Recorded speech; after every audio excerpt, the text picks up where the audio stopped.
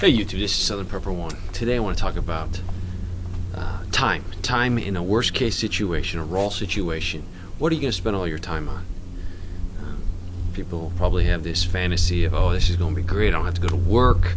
I can just stay at the house and work on things. It's going to be very hard. I'm taking this experience from what I do here on the homestead, how I live. Now, yes, I'm still on the grid. Yes, I still go to the store. But I'm slowly trying to get to be more self-sufficient. It's a slow process, and it's a lot of hard work. There's nothing easy about it. But I want to talk about time. First of all, your time is going to be full from sunup to sundown. That's like it was if you study history. The homesteaders, the early pioneers, they worked from sunup to sundown just to survive. They had to, some of them had to put up with the threat of Indians or the threat of being on the frontier, and it'd be very similar to what we would have to do. The threat from people that don't have things, from people that want to take and steal our things. So we will have it extra hard also. We will have to also do a lot of security. So it's not like you're going to work from sunup to sundown and then you're going to go lay down in your bed. No, you're going to work from sunup to sundown, doing all the manual tasks that you're going to need to do to survive, plus you're going to have to work in security during that time, plus at night you'll have to work in a huge amount of security. You're going to have to pull guard shift. You're going to have to protect what you have. If you have a big place like a farm, it's going to be very hard. You're going to have to be constantly moving, trying to secure crops in the field, livestock. So the more you have, the harder you're going to have to work, but you'll have resources to have, I would call them farm hands. People that can help you secure, run your farm, just like we've done forever. A few things I want to talk about. What I'm trying to challenge you right now is put the time in right now into things that will save you a huge amount of time later. Let's talk about water. Yeah, they come in nice little bottles. I challenge you. What is your water plan? I talk to a lot of people off of YouTube. I'd rather talk to you than type in that little stupid little box, and it's so impersonal. Thing I challenge them is, what's your water plan? And some have a decent water plan, and some are like, well, I have a creek a half mile away, or I got a creek a mile away. That is not a water plan. I mean, it will work, but if you're thinking a true raw situation, do you want to leave your house? Do you want to walk a half a mile to get water, walk a half mile back? During that whole time, you could be ambushed, you could be robbed on the road, you leaving your family, you're leaving your other goods, something could happen to them. So it is a plan. If that's all you have, then you make it work. Maybe go during the nighttime and get your water under darkness. The best thing is, you probably can't see it, but right there is one of my rain catchment. It's awesome. You couple that very, very inexpensive rain catchment with a $30, $35 monolithic water filter, you're going to have pure drinking water, safe drinking water, and you don't have to go risk your life for it.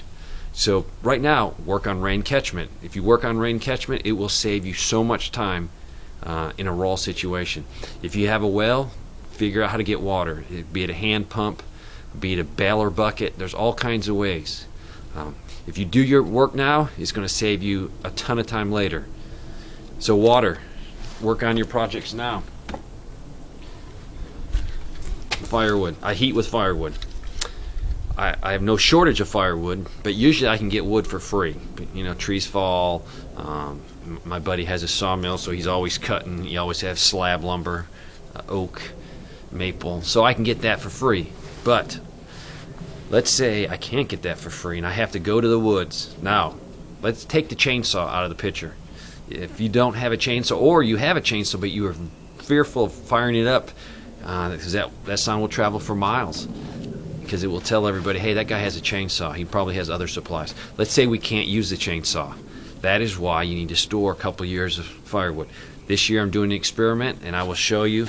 You probably see in the background, I'm keeping meticulous track of how much firewood I use. Granted, this has been a very mild winter, so it's going to skew my numbers a little bit, but keep track of your firewood. Now, let's say you guys say, I don't have firewood. I don't even burn firewood. I'm in the suburban area, urban area. Now some of you can probably have a fire outside in a little fire pit. You can just make it with some bricks, some blocks, whatever. You're still going to use firewood. People in Sarajevo, people in Bosnia, they would spend hours trying to find firewood, because as the crisis started, yeah, there was trees, there was things they could burn, and every day that goes on, there's less trees, less burnable material, until they were scavenging from abandoned houses. The trees were gone. The trees were all cut down in the parks. So think right now, if you're in a suburban area, you're going to need firewood. You're going to need charcoal. You're going to need something you could store. So make your plan now. Putting back a little bit now, if you can afford it, will save you hours upon hours upon hours of back-breaking work. And if you're out getting this, your security is not up to par. You're risking your safety to get that, which maybe you can get that now, or maybe you can put in another means so you don't have to do it. But it needs to be work on a renewable source. I have lots of trees. I have a garden that is very time consuming. It's time consuming to grow the product, to pick the product, to process the product. It takes a lot of time. So your day is going to be busy. You're going to be busy.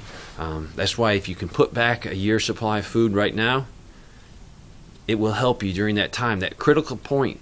You really don't need to be doing all these projects of getting wood, getting water, canning. I mean, if you can do it and still keep your security level at a very high rate, do it. But during the first few months of this crisis that could come, be it a total collapse, you're going to want to spend 100% of your time on security, making sure you're safe. So think of projects now that you can do that will save you tons of time later when there is no electricity. We take it for granted. Turn your power off, turn your water off. Try to live with none of those modern conveniences. It's going to be back-breaking work. If you had to go to the woods, cut a tree down with an axe or a two-man saw, split it up, bring it home, that is going to take you a day, which would normally might take you 2 hours with a chainsaw and a vehicle to bring the wood home. It might take you more than a day. So you're going to be very busy. Think about that. Think about what we can do right now to mitigate that time factor that's going to kill us in a ROL situation. Also, you're going to be working from sun up to sundown very hard. Everyone's going to be working. If you have a 10-year-old son, he's going to be working almost as hard as you are to provide for the family. What about, this is a touchy subject, I know it is, what about pets? In the early days, if you read, there was not really a pet. If you had a dog, the dog was for a purpose. The dog was to protect the chickens, the livestock. It was a working dog. There was no free rides. My son was studying, and he told me that early pioneers didn't have horses. A lot of them couldn't afford the horse because the horse, yes, you could have an advantage of the horse pulling a plow, but just a horse to ride, they didn't have it because it would take so much to feed it.